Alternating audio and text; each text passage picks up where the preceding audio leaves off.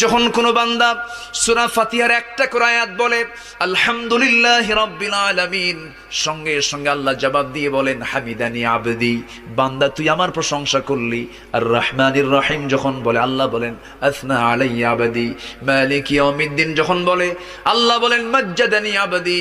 এরপরে যখন বলে ইয়াকা না'বুদু ওয়া ইয়াকা নাস্তাঈন পর্যন্ত যখন বলে আল্লাহ বলেন বান্দারে তুই আমার কাছে কি চাস, প্রাণ খুলে চারে বান্দা।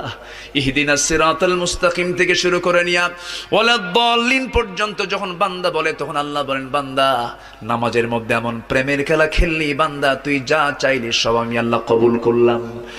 ওই বান্দা যখন রুকুতে যায় আল্লাহ তখন অস্থির হন। ওই বান্দা যখন সিজদায় যাওয়ার জন্য প্রস্তুতি নাই, সমস্ত ফেরেশতাকে ডাক দিয়ে বলেন ও ফেরেশতারা, এই বান্দাগুলো আমাকে দেখলো না, রাসূলকে দেখলো না, কোরআনকে দেখে হাদিসকে বিশ্বাস করে আমাকে খুশি করার জন্য তার সবচেয়ে সম্মানজনক